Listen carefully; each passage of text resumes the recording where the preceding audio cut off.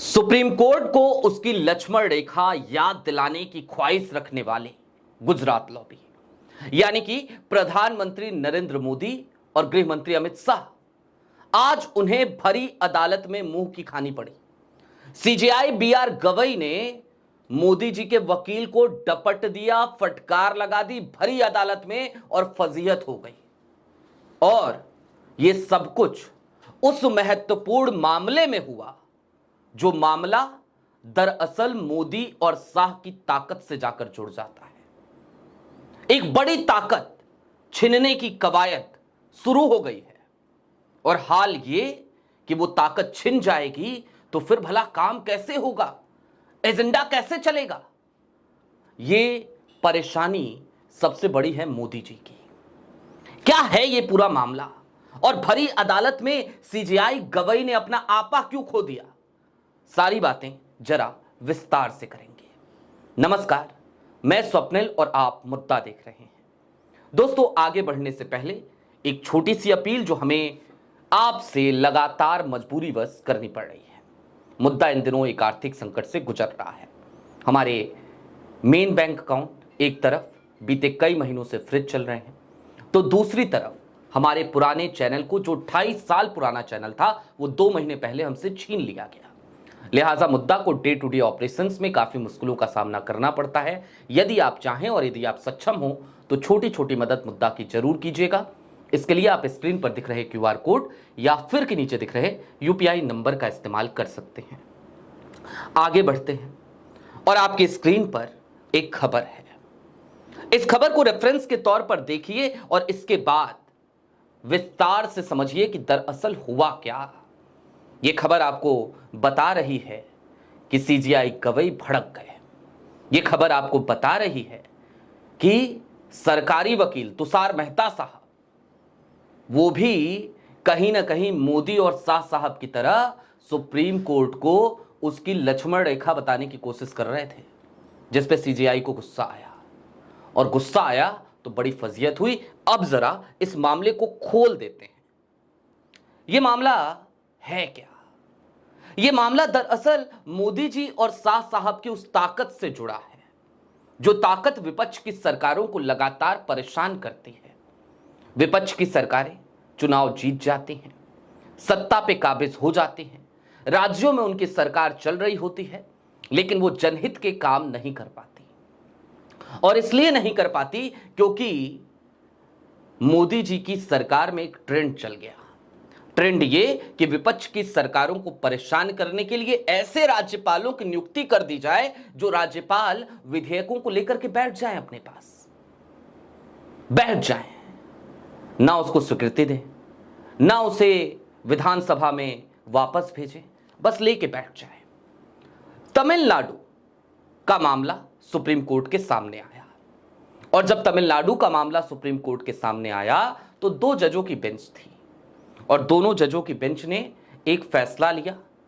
काफी देखने के बाद, सोचने समझने के बाद उन्होंने देखा कि हमने कई बार अदालत के फैसलों को भी नजरअंदाज कर रहे हैं राज्यपाल टीएन रवि साहब, तो उन्होंने कहा कि एक काम करो, हम अपने विशेषाधिकार 142 का इस्तेमाल करते हैं, अनुच्छेद 142 का, और उस अधिकार का इस्तेमाल करते हुए उन्होंने विधेयकों को स्वीकृति दी।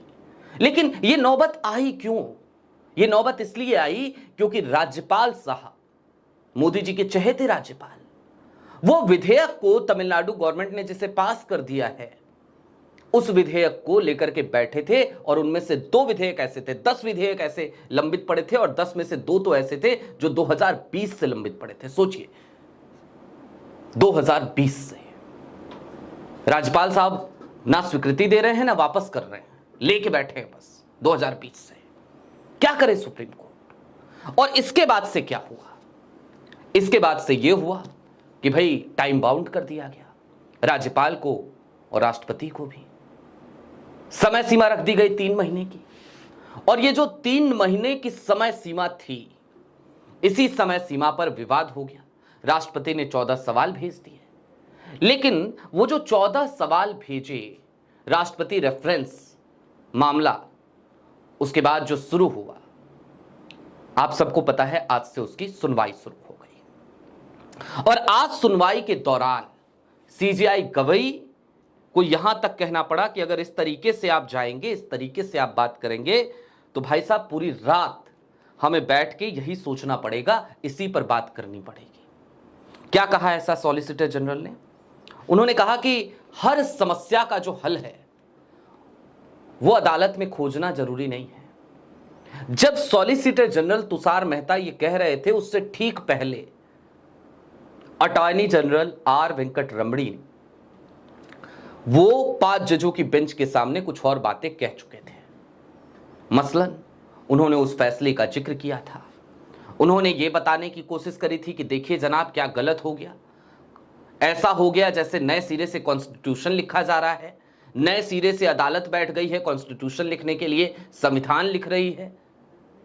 यह बात पहले से परेशान कर रही थी सीजेआई को, यह बात पहले से परेशान कर रही थी सुप्रीम कोर्ट को, उनके तमाम 5 जजों की बेंच को नागवार गुजर रही थी, क्योंकि ये आरोप कैसे लगाए जा सकते हैं सुप्रीम कोर्ट पे।